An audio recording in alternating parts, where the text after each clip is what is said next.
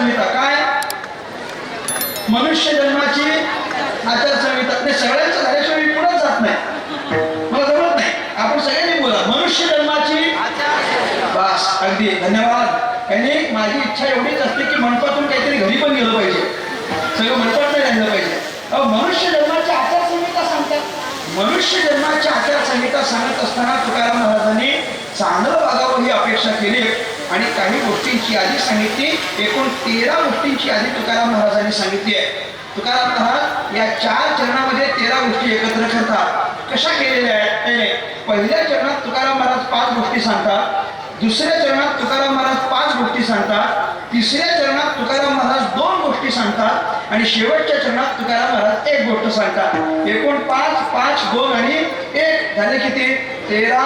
या 13 गोष्टींचं एकत्रीकरण झालं, या 13 नियमांचं एकत्रीकरण झालं की आपल्याला त्याला मनुष्य जन्माची आचारसंहिता म्हणता येते. विठ्ठला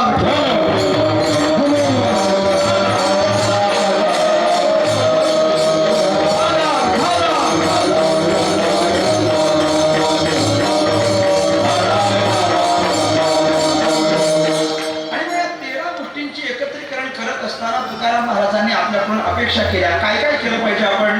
काही गोष्टी तुकाराम महाराज आपल्याला पारमार्थिक सदरातील सांगतील, काही काही गोष्टी तुकाराम महाराज आपल्याला लौकिक सदरातील सांगतील आणि या सगळ्यांच्या एकत्रीकरणातून माणसानं चांगलं वागावं म्हणून सांगतात. चांगलं वागण्याकरता तुकाराम महाराजांनी जी यादी सांगितली त्या सगळ्या यादीपैकी महत्वाच्या 5 गोष्टी तुकाराम महाराजांनी व्यक्त केल्या.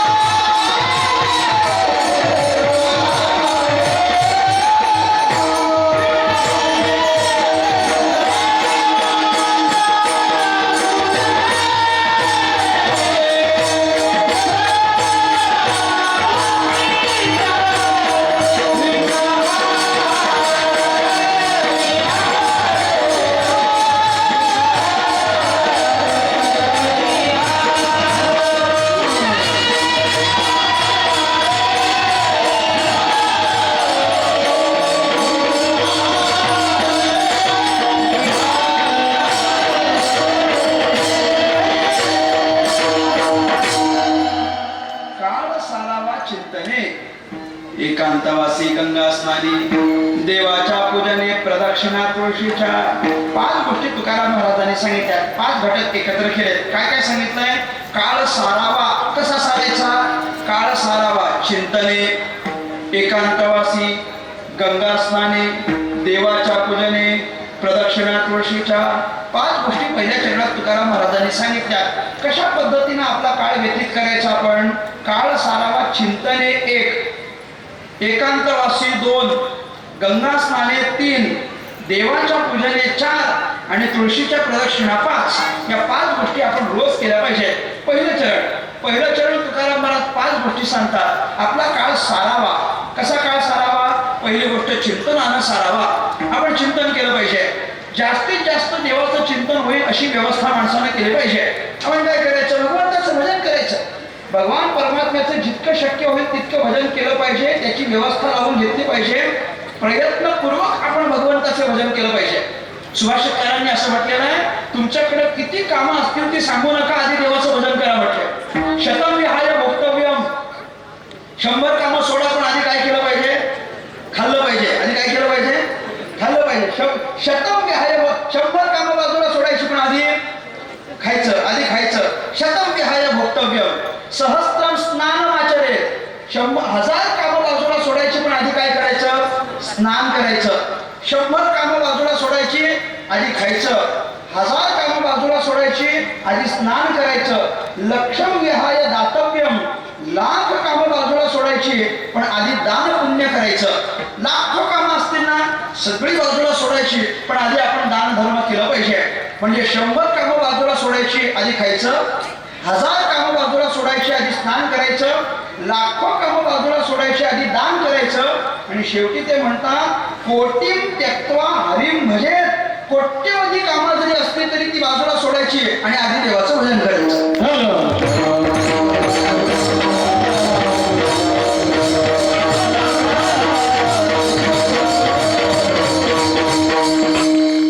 याला आमच्या भाषेत टायमिंग म्हणतात.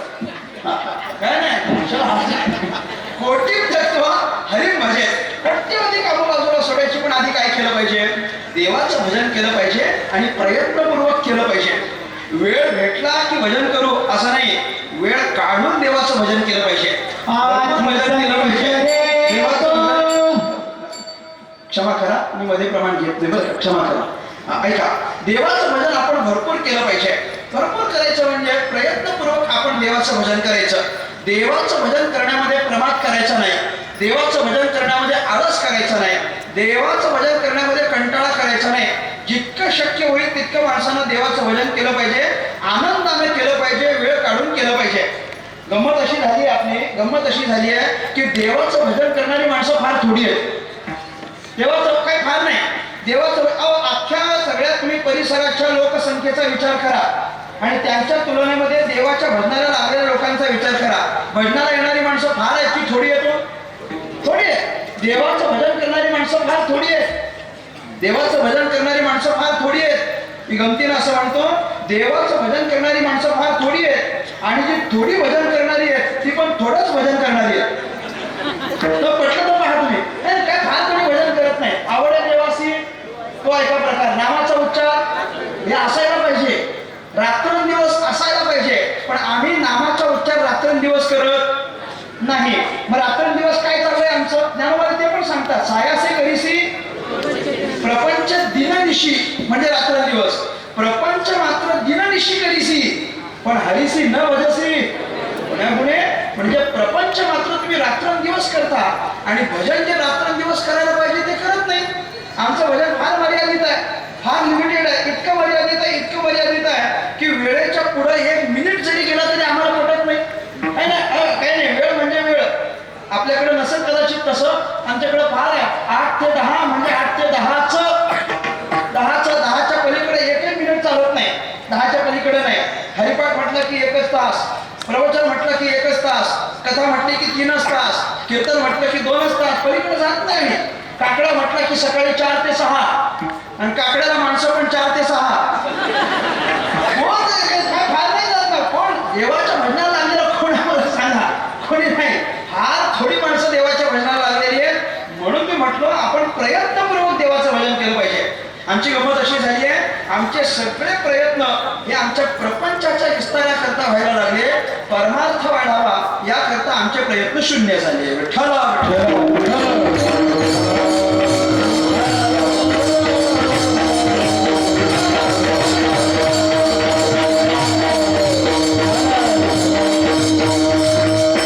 कोणत्याही पद्धतीच्या प्रतिबंधारहित आपण भगवान परमात्म्याचं भजन केलं पाहिजे, भरपूर केलं पाहिजे.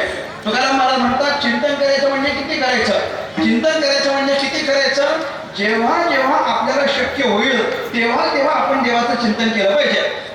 चिंतनासी न लगे वेळ,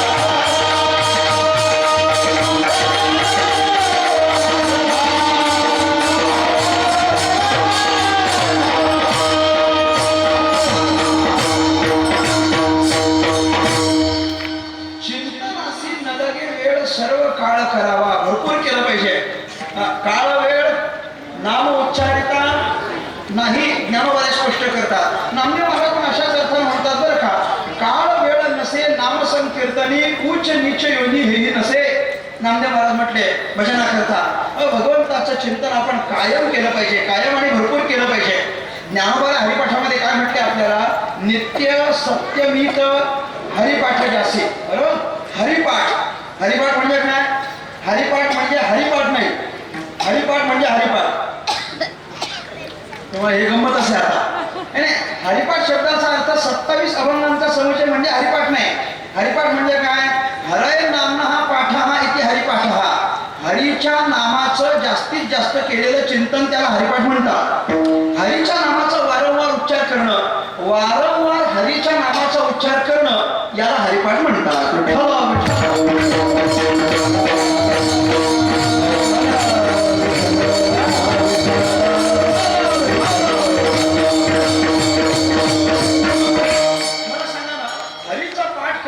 हरीच्या नामाचा वारंवार उच्चार करणं, आपण भगवान परमात्म्याच्या भजनामध्ये व्यस्त असणं हे आपलं कर्तव्य, हे आपलं कर्तव्य. बरं ते सगळं सोडा, आपली सगळी परंपरा हरीच्याच पारायणाची तर आहे. दुसरी कसली परंपरा आहे, जेथे हरीचे पारायण,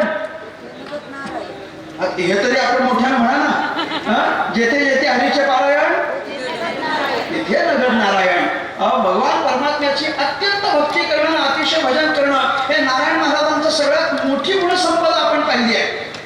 लहान अवस्थेत आहे नारायण महाराज, लहान अवस्थेत आहेत आणि लहान अवस्थेमध्ये असताना फक्त आणि फक्त गुरं चारण्याचं त्यांच्याकडे काम आहे. दुसरं काय आहे, काय काहीच नाही, गुरं चारण्याचं त्यांचं काम आहे. आपल्या हातात काही गुरं आहेत, ती चारण्याकरता जेव्हा आपण रानावनात घेऊन जातो तेव्हा त्या गुरांना चारण्याच्या नादी न लागता त्यांना मोकळं सोडायचं ना आपण काय करायचं, भजन करायचं, आपण नामचिंतन करायचं, आपण नामसंकीर्तन करायचं, पुष्कळ करायचं. त्यावेळेला ही जर गुरं कोणाच्या शेतात गेली आणि कोणाच्या शेतात जाऊन जर कोणाचं पीक खाल्लं तर त्या सगळ्यांच्या आळ नारायण महाराजांवर येतील. म्हणून नारायण महाराजांनी भजन करायचं आणि गुरं सांभाळण्याकरता पण नवीनाथांना यायचं. किती मोठं संपद, इतक्या मोठ्या परंपरेच्या आपण पायीकत आपण कायम भजन केलं पाहिजे. इतक्या मोठ्या परंपरेचे आपण पायीकत. मला हे वाचल्यानंतर इतका आनंद झाला, इतका आनंद झाला, कारण आमची जी गुरु परंपरा आहे की नाही, पनवेल येथील सद्गुरू श्री वामन बाबा महाराज ही आमची पनवेलची परंपरा आहे, ज्या परंपरेमध्ये आम्ही सध्या कीर्तन करतो. सद्गुरू श्री वामन बाबा महाराजांचा पण असंच परिचय आहे. वामन बाबा महाराज सुद्धा आमचे सुरुवातीच्या काही काळामध्ये त्यांनी गुरं चालण्याची कामं केली, परंतु सुरुवातीच्या काळामध्ये गुरं चालण्याची कामं करत असताना त्या प्रपंचामध्ये त्यांचं मन लागत नाही, म्हणून मग त्यांनी स्वतःला परमार्थामध्ये झोकून दिलं आणि कायम भगवंताचं भजन केलं. आणि ते भजन करत असताना प्रामुख्यानं आमच्या बाबांनी काय केलं असेल तर हरिपाठ. मग वामन बाबांनी म्हणजे आमच्या सद्गुरूंनी केलेला हरिपाठ काय आणि सद्गुरू नारायण महाराजांनी केलेल्या हरेचं पारायण काय, मला वाटतं सारखंच आहे आणि म्हणूनच मला हे कीर्तन मिळालं. त्याच्या मागचे काही कारण मीमांसा नाही. ऐका, आपण भगवान परमात्म्याचं पुष्कळ भजन करावं. काळ वेळ न उच्चारता, न सांगता, न पाहता आपण भगवंताचं भजन केलं पाहिजे.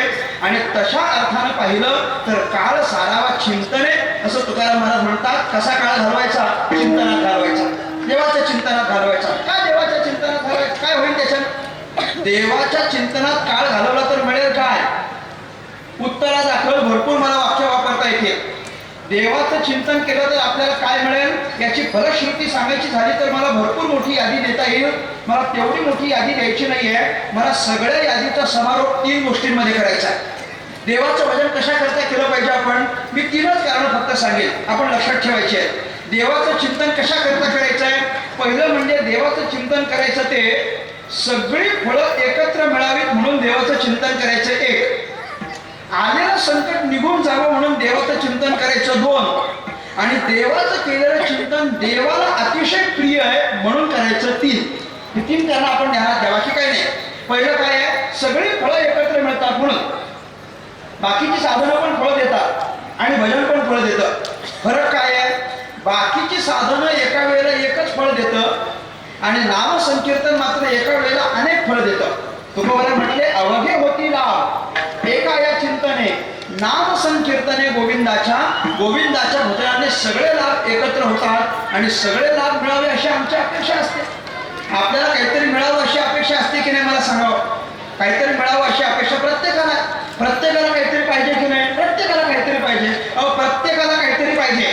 प्रत्येकाला या जगात पाहिजे नाही असं कुणीच माणूस नाही. प्रत्येकाला काही ना काहीतरी पाहिजे. काय सांगू तुम्हाला, कीर्तनाला आला तरी काहीतरी पाहिजे. तुम्ही फक्त माझ्याकडे नका बघू, सगळ्यालाच काहीतरी पाहिजे. सगळ्या तुम्ही एकदम डोळे वाटून माझ्याकडे बघायला मला भीती वाटली नव्हती नाही. प्रत्येकाला काहीतरी पाहिजे. प्रत्येकाला म्हणजे कीर्तनामध्ये आलेला प्रत्येक माणूस काय एकाच अपेक्षेने आलेला असतो काय? नाही नाही नाही नाही. प्रत्येकाला काहीतरी स्वतंत्रपणे पाहिजे. ज्याला गायनाची आवड आहे की नाही त्याला एखादी नवीन चाल पाहिजे. ज्याला पकवादाची आवड आहे त्याला एखादा बोल पाहिजे, एखादी तिहाई पाहिजे, एखादी उतरण पाहिजे, काहीतरी त्याला त्यातलं पाहिजे. ज्याला चिंतनाची आवड आहे त्याला चिंतनाचा मुद्दा पाहिजे. ज्याला वेदांताची आवड आहे त्याला एखादी प्रक्रिया पाहिजे. ज्याला पाठ पाठांतराची आवड आहे त्याला एखादी ओवी, त्याला एखादं चरण पाहिजे. ज्याला गाण्याची आवड आहे त्याला गाणी पाहिजे. ज्याला विनोदाची आवड आहे त्याला विनोद पाहिजे. ज्याला कवितांची आवड आहे त्याला कविता पाहिजे. ज्याला नको नको तसा नाच पाहिजे त्याला ते आता सगळं मिळतंय. आता कीर्तनात मिळत नाही असं सगळं मिळत आहे. ते तसं नाही नाही, काही नाही. प्रत्येकाला प्रत्येक गोष्टीची आवड आहे त्याला ते आपल्या कीर्तनातून पाहिजे असतं. प्रत्येकाला काही ना काहीतरी पाहिजे असतं. भगवंताचं नामसंकीर्तन केलं आणि अंतःकरणात इच्छा धरली नाही असा कोणीच माणूस नाही. प्रत्येकाच्या अंतःकरणात इच्छा असते. तुकाराम महाराज असं म्हणतात, तुमच्या अंतःकरणात निर्माण झालेल्या इच्छा आणि तुमच्या अंतःकरणामध्ये अजून ज्या निर्माण झाल्या नाहीत त्या इच्छा म्हणजे संकल्पित आणि असंकल्पित अशा ज्या ज्या इच्छा आहेत त्या सगळ्या पूर्ण करण्याचं सामर्थ्य फक्त देवाच्या चिंतनात असल्या कारणानं आपण देवाचं चिंतन केलं पाहिजे.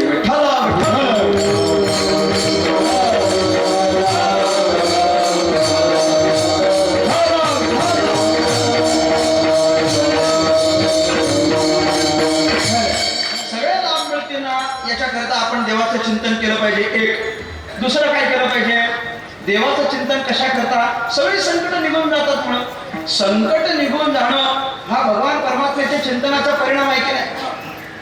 तयाच्या चिंतने निर्से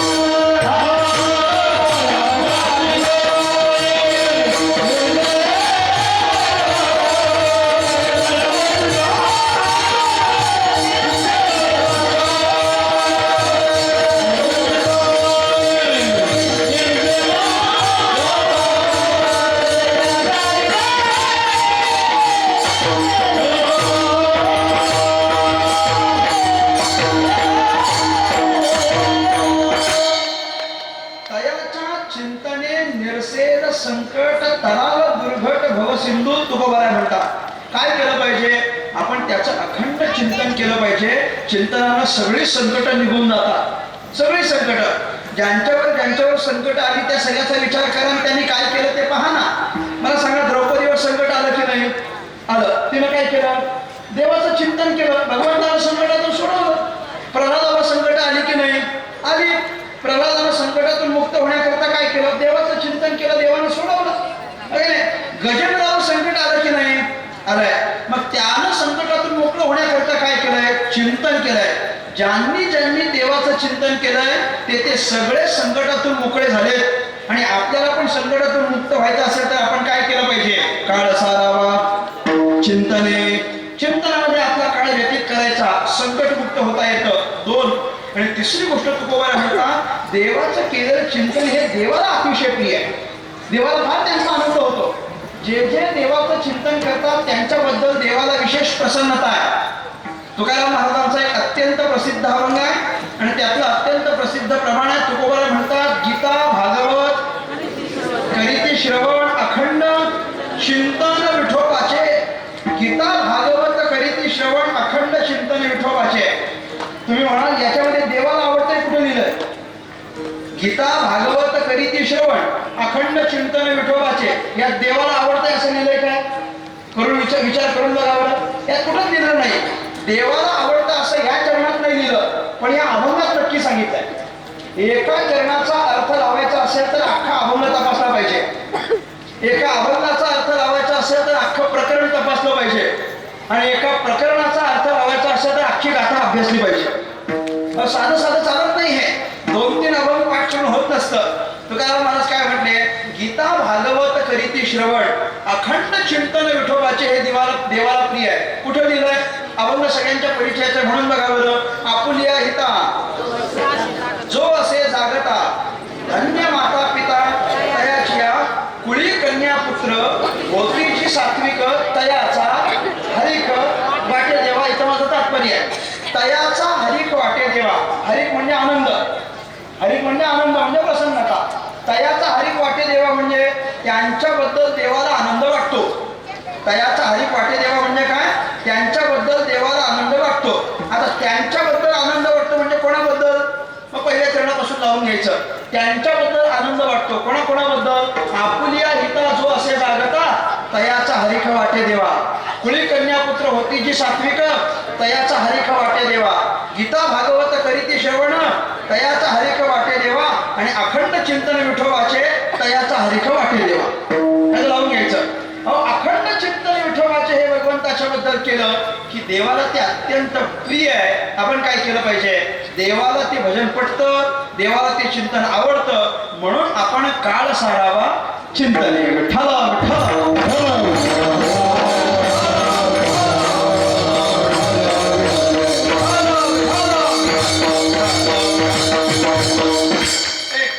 काळ सारावा चिंतन आहे. दुसरं काय आहे? एकांतवासी. एकांतवासामध्ये आपला काळ जास्तीत जास्त एकांतवासात गेला पाहिजे. कशा करता? भजन करायचं म्हणून. ज्याला चांगलं चिंतन करायचंय त्याने एकांतात राहिलं पाहिजे. चिंतन भजन करायचं असेल तर लोकांमध्ये यायचं. कीर्तन करायचं असेल तर लोकांमध्ये यायचं. जयघोष करायचा असेल तर लोकांमध्ये यायचं. पण चिंतन करायचं असेल तर एकांतात राहायचं. हे तुकाराम महाराजांनी सांगितलंय. तुकाराम महाराजांना भजन करायचं, कीर्तन करायचं, वारी करायची तेव्हा तुकाराम महाराज लोकांमध्ये आहे. पण जेव्हा तुकाराम महाराजांना चिंतन करावं वाटतं तेव्हा तुकाराम महाराज भंडारा डोंगरावर जातात. तेव्हा तुकाराम महाराज भामचंद्रावर जातात. कशा करता? त्यांना एकांत पाहिजे. येणे सुखे रुचे एकांताचा वास नाही गुणदोष अंगाये. एकांतात आपण भरपूर चिंतन केलं पाहिजे. ज्याला चांगलं चिंतन करायचं आहे, ज्याला चांगला अभ्यास करायचा आहे, ज्याला चांगली साधना करायची आहे त्याने एकांतातच राहिलं पाहिजे. एकांतात केलेली साधना ही जास्त प्रभावी असते. अभ्यास करायचा आणि लोकांमध्ये बसतात चालतं का? सांगा, चालत नाही. अभ्यास एकांतात केला पाहिजे, साधना एकांतात केली पाहिजे, जप एकांतात केला पाहिजे, स्मरण एकांतात केलं पाहिजे. तसं चिंतन पण हे एकांतात व्हावं याच्याकरता आपण जास्तीत जास्त काय करावं? काळ सारावा एकांतवासी. एकांतवासात आपण एकांतवासात राहिलं पाहिजे आणि एकांतवासात देवाचं चिंतन केलं पाहिजे. तुम्हाला सांगू काय? आपलं भजन चांगलं चाललंय, आपलं भजन चांगलं चाललंय. कशावरून समजायचं आपण? आपलं भजन चांगलं चाललंय, माझ्याकडे लक्ष देऊन ऐका. आपलं भजन चांगलं चाललंय, कशावरून ऐकायचं आपण? आपण एकांतात असताना पण जेव्हा देवाचं चिंतन करू तेव्हा समजून जायचं आपलं भजन चांगलं चाललंय. आपण नाहीतर एकांतात असताना भजन होत नाहीत. एकांतात असताना माणूस चिंतन करत नाही. एकटा असता की तो देवाचं चिंतन करत नाही, नसते सलते सगळे भलते उपद्व्याप करतो. एकटा असताना देवाचं चिंतन करत नाही. एकटा असताना पण देवाचं चिंतन केलं ना की समजायचं आपलं भजन चांगलं चाललंय. आपलं भजन चांगलं होण्याचं हे द्योतक काय? तुकाराम महाराज म्हणतात, काळ सारावा एकांतवासी चिंतने, एकांतवासी. तिसरं काय आहे? गंगा स्नाने. गंगा स्नाने, आपला काळ गंगा स्नानात गेला पाहिजे. जास्तीत जास्त काळ आपण गंगा स्नानात घालवायचा. गंगा स्नान काळ सारावा म्हणजे रोज गंगा स्नान. तुम्ही ऐकताय ना? रोज काय घडलं पाहिजे? रोज होईल का शक्य? रोज गंगा स्नान? रोज गंगा स्नान शक्य आहे का? नाही, अजिबात शक्य नाही. अगदी आपल्याकडे दक्षिण गंगा जरी असली तरी पण रोज शक्य आहे का? रोज मी म्हटलं बाबा चला रोज गंगा स्नान करायचं, आणि म्हणून तुम्ही ठरवलं की रोज करायचं. रोज गोदावरीत जाऊन आंघोळ करायची, जमेल काय? जमत नाही ना, जमत नाही ना. पण तुकाराम महाराज सांगतात ते कसं करायचं? आता काळ सारावा गंगा स्नाने, हे गंगा स्नान रोज कसं करायचं? गंगा स्नान रोज कसं करायचं? तसं होणार नाही. आम्हाला अपेक्षा मोठी आहे. गंगा स्नान रोज घडलं पाहिजे अशी आम्हाला अपेक्षा असते. कधीतरी एकदा ना, 4-5 महिन्यातून, वर्षभरातून, फार फार तर काय कुंभमेळा वगैरे आलं की आम्ही जातो, गंगे स्नान करतो. कधीतरी एकदा, रोज नाही. कधीच तरी एखाद्या वेळेला माणसाला वाटतं की बाबा आता फारच वाढले आणि गंगेत जावं लागेल,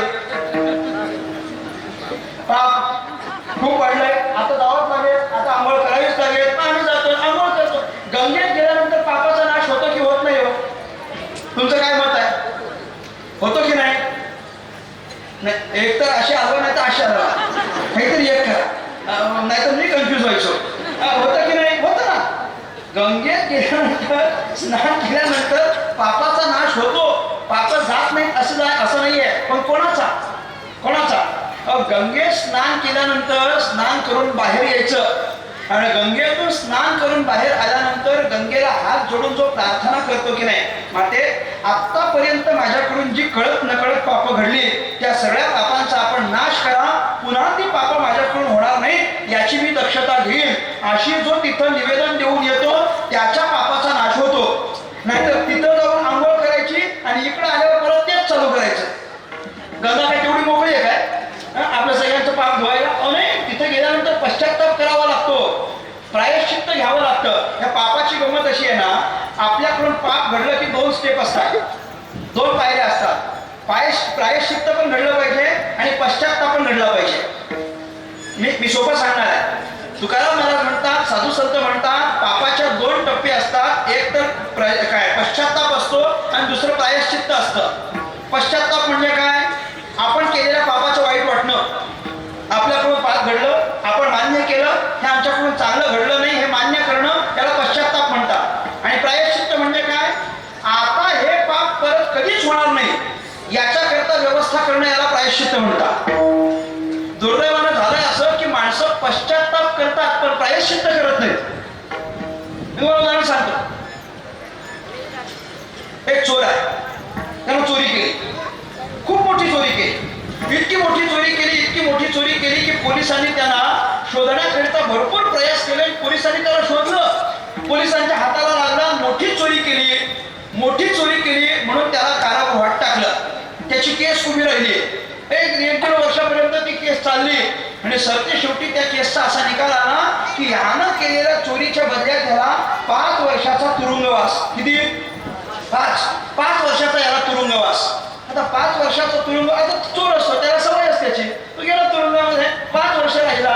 तिथं त्याला सांभाळणारा जेलर असतो की नाही, जेलर सगळ्या कैद्यांना सांभाळणारा, त्याचं याच्यावर व्यवस्थित लक्ष होतं, कारण हा सगळ्यात मोठा चोर.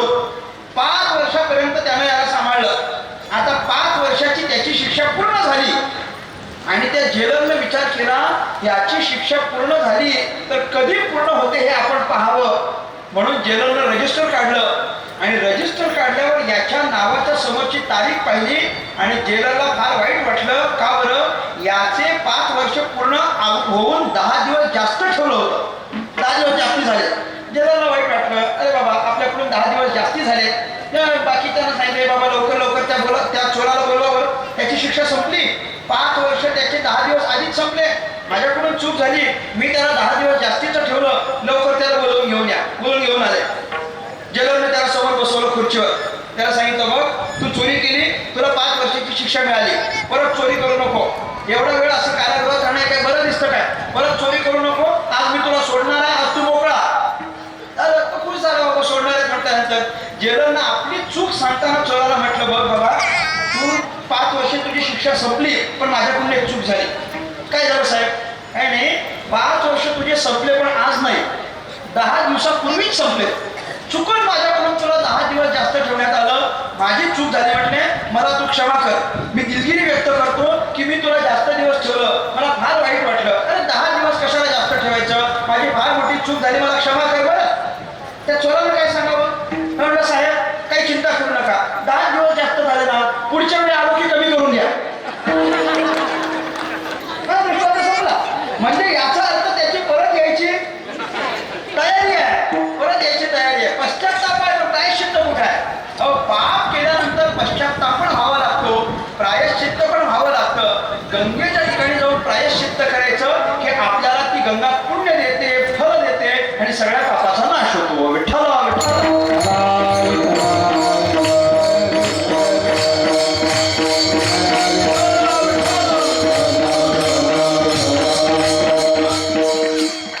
गंगेमध्ये स्नान केलं की आपल्याला चांगलं पुण्य मिळतं, पापाचा नाश होतो, मान्य आहे. पण हे रोज कुठून करायचं? रोज कुठून करायचं? रोज होणार नाही की नाही? नाही होणार. पण रोज गंगा स्नान घडावं असा माझ्याकडे एक उपाय आहे. माझ्याकडे लक्ष द्या.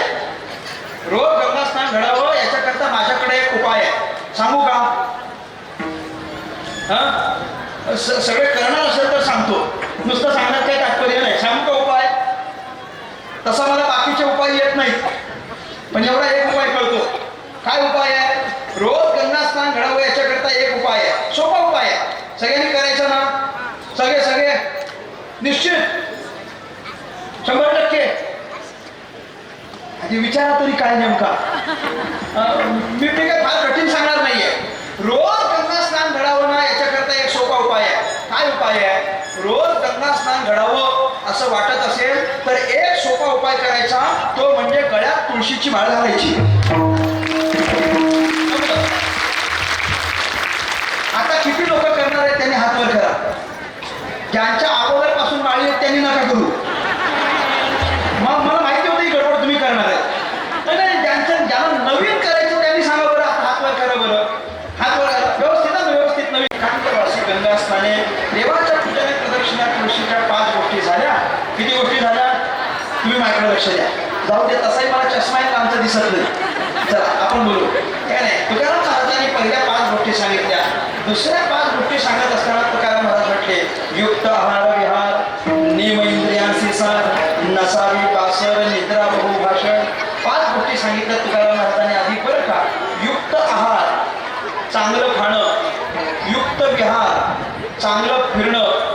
नियम इंद्रियांशी सार, इंद्रियांना चांगले नियम घालून देणं. नसावी बासर, निद्रा, जास्त झोप नसावी. आणि नसावे बहुभाषण, जास्त बोलणं नसावं. हे मी जास्तीचं बोलून सांगतोय, जास्त बोलणं नसावं. त्या 5 गोष्टी तुकाराम महाराजांनी सांगितल्या. युक्त आहार. युक्त आहार म्हणजे काय? शुद्ध आहार घ्यावा, सात्विक आहार घ्यावा, शाकाहार घेतला पाहिजे. माणसानं माणसाचा आहार स्वीकारला पाहिजे. युक्त आहार. युक्त विहार, चांगलं फिरणं असलं पाहिजे. माणसानं चांगल्या ठिकाणी फिरावं, तीर्थक्षेत्राला जावं, साधूच्या संगतीत फिरावं, साधूच्या संगतीत फिरलं पाहिजे. नेम इंद्रियांचे सार, आपल्या इंद्रियांना चांगले नेम घालून दिले पाहिजे. सगळ्या इंद्रियांना भगवंताच्या भजनाकडे वळवलं पाहिजे. घेरी घेरी महादेवाचे, गोड नाम विठोबाचे, डोळे तुम्ही घाये सुख, पहा विठोबाचे मुख. आधी करून आपल्या इंद्रियांना आपण भगवंताकडे वळवलं पाहिजे. आणि या 8 गोष्टी असल्या पाहिजे. हे सांगून झाल्यानंतर 2 गोष्टी नको सांगतात. मला म्हटलं 2 गोष्टी नाही पाहिजेत. काय? नसावी बासर, निद्रा, जास्त झोप नसावी. आणि नसावे बहुभाषण, जास्त बोलणं पण नसावं. माणसाला फार बोलू नये, थोडं बोलावं. साचा आणि बाबा इथले आणि बसा, शब्द जैसे कळलो